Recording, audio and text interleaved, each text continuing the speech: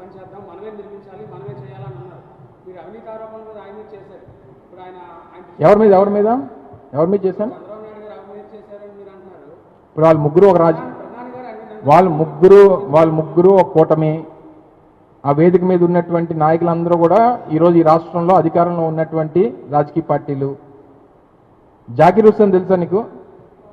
మొన్నే కాలం చేశారు, చాలా బాగా తబలా కొడతాడు.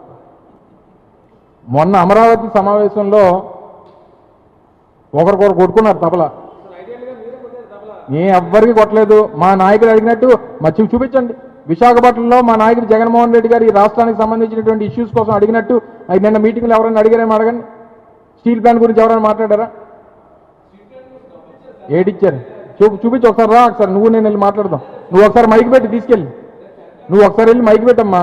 ఆ స్టీల్ ప్లాంట్ ఎంప్లాయీస్ నోటి దగ్గర మైక్ పెట్టు, నీకు సమాధానం చెప్తారు. నీకు మొన్న అమరావతిలో జరిగినటువంటి చెల్లికి జరగాలి పెళ్లి మళ్ళీ ఏదైతే ఉందో ఈ పునఃప్రారంభం, దాంట్లో వేదిక మీద ఏం జరిగిందంటే ఒకరికొకరు తబలా కొట్టుకున్నారు తప్ప రాష్ట్రానికి ఏం కొత్తగా ఇచ్చారనేటువంటి చెప్పమనండి. సో ఇవన్నీ కాదు. సరే, వాళ్ళు పడుకున్నారంటే ముగ్గురు ఒక రాజకీయ పార్టీ, ఎవరినెవరు తిట్టుకుంటారు చెప్పండి.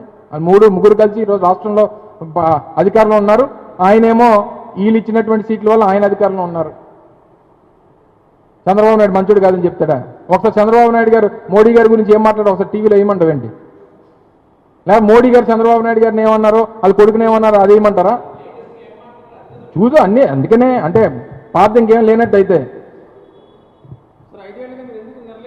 దేనికి అమరావతి నిర్లక్ష్యం చేయడం ఏంటి? మేము ఇచ్చినట్టు మేము కంటిన్యూ చేస్తాం దాన్ని, మేము కంటిన్యూ చేస్తాం. అమరావతి 3 రాజధానుల్లో అదొక పార్ట్ మాకు. విశాఖపట్నం, అమరావతి, కర్నూలులో అమరావతి ఒకటి. మేమే అమరావతి కాదని చెప్పలేదు ఎప్పుడును, కానీ మేము అమరావతి మాత్రమే ఎప్పుడు అనలేదు. అమరావతితో పాటు విశాఖపట్నం, కర్నూలు అన్నాం తప్ప అమరావతి ఒకటే అని ఎప్పుడు అనలేదు మేము. సరే నువ్వు అన్నట్టే అదే అనుకుందాం. చెప్పాను కదా నేను ఓడిపోయిన మొదటి రోజు చెప్పాను. నేను ఓడిపోయిన మొదటి రోజు చెప్పాను. మీరు ఉన్నారో లేదో సరే దాని మీద మేము చర్చిస్తాం, పార్టీలో చర్చించి నిర్ణయం తీసుకుంటాం. మేము చెప్తామని చెప్పాను కదా, మేము పార్టీలో మాట్లాడుకొని నిర్ణయం తీసుకొని మళ్ళీ ప్రజల ముందుకు వెళ్తాం. సార్ అందుకనే మేము మళ్ళీ చర్చించుకుంటున్నాను కదా, మళ్ళీ దాంతో వెళ్తామని చెప్పలేదు నేను. ఏది ఏమైనప్పటికీ విశాఖపట్నం ఏం జరిగింది ఇప్పుడు ఈరోజు? విశాఖపట్నం గడిచినటువంటి సంవత్సర కాలంలో ఎలా నష్టాన్ని చేకూరుతూ ఉందో మనం చూస్తూ ఉన్నాం కదా. లాస్ట్ 1 yearలో 60 ఎకరాల భూమి, 15 ఎకరాల భూమి లూలుకి ఇచ్చింది, 60 ఎకరాల భూమి వర్షాకి ఇచ్చింది. రెండు కలిపి 5,000 కోట్ల రూపాయల ల్యాండ్ వాల్యూ అది. ఎలా 60 పైసలకి ఇచ్చేస్తారా? 60 రూపాయలకి ఇచ్చేస్తారా? చెప్పు సంవత్సరంలో 5 సంవత్సరాల్లో 20 లక్షల ఉద్యోగాలు అన్నారు కదా. ఈ మొదటి సంవత్సరంలో 5 లక్షల ఉద్యోగాలు ఎక్కడ చూపించు? 4 లక్షల ఉద్యోగాలు అంటే ఎంత బాగా చెప్తావు నువ్వు, మాత్రం ఎంత బాగా మాట్లాడతావమ్మా. మేము అదే మాట చెప్తే నేను అదే మాట ఆ రోజు చెప్తే నన్ను హేళన చేశారు, ట్రోల్ చేశారు, అన్నీ చేశారు. ఇప్పుడు నువ్వంటే అన్నీ ఒకసారి వచ్చేస్తాయి, 5 సంవత్సరాల తర్వాత వస్తాయి అంటున్నావు. అంటే 5 సంవత్సరాలు ఇస్తావు 20 లక్షల ఉద్యోగాలు అంతే. మొదటి సంవత్సరం ఎన్ని ఇచ్చో చెప్పు. యావరేజ్ 4 లక్షలు కదా, మొదటి సంవత్సరం 4 లక్షలు ఇచ్చేయాలి కదా.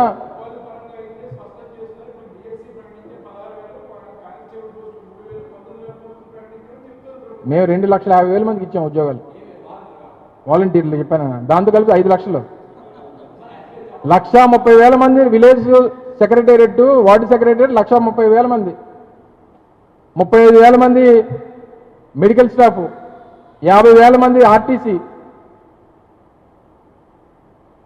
నువ్వు లింగలింగమే 10,000 మంది తీసుకొని వచ్చి నువ్వు ఏం చెప్తావు నువ్వు అది ప్రతిదానికి గెలుపోవటంలో అనేటువంటి నువ్వు ప్రతిదానికి బేరీ చేయకు.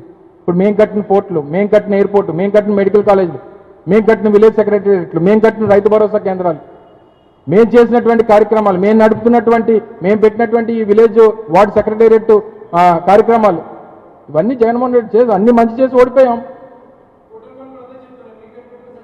వాళ్ళు కట్టారు సచివాలయం. ఏ సచివాలయం కట్టారు? ఏదేది మీరు చెప్పింది ఏం అర్థం అవ్వలేదు నాకు. మీరు ఏ తలబడిపోతున్నారు మీరు. ఆ? తడబడతారని మేము ఆలోచన. మీరు తడబడిపోతున్నారు ఒకరికొకరు. అనకాపల్లిలో ఏమైంది? ఈరోజు మా ప్రమాణ స్వీకారం అయింది నాకు. సరే బాధ్యతలు తీసుకోవడం అయింది. అనకాపల్లిలో ఈరోజు జిల్లా పార్టీ అధ్యక్షుడు నువ్వు అడిగావు కదా మొన్న, సార్ మీరు విశాఖపట్నంలో ఉన్నారు కదా, అనకాపల్లి జిల్లా పార్టీ అధ్యక్షుడు అయితే బాగుంటుందని ఈరోజు బాధ్యత తీసుకున్నాను నీ దయ వల్ల. ఎవరు? నేనేం చెప్పానంటే మేము మా పార్టీ కార్యకర్తలతో ఈరోజు చర్చించినప్పుడు వాళ్ళలో ఉన్నటువంటి అభిప్రాయం ఏంటంటే వాలంటీర్ వ్యవస్థ వల్ల పార్టీకి కార్యకర్తలు దూరం అయిపోయారనేటువంటి అభిప్రాయం రాష్ట్రంలో పార్టీ నాయకత్వం అందరికీ ఉంది. వాలంటీర్ వ్యవస్థ అనేటువంటి దానివల్ల ప్రజలకు మంచి జరిగింది, మా పార్టీకి అన్యాయం జరిగింది అనేటువంటిది మా అభిప్రాయం, మా నాయకుల అభిప్రాయం, మా కార్యకర్తల అభిప్రాయం. దాన్ని చెప్పాను నేను. వారికి ఏం చెప్పాం, మీరు పార్టీ కోసం మీ పార్టీకి మీకు అవకాశం ఇచ్చింది కాబట్టి మీరు పార్టీకి ఉపయోగపడండి ఆ ఎన్నికల్లో అనేటువంటిది మేము ఎన్నికల ముందు రిక్వెస్ట్ చేశాం.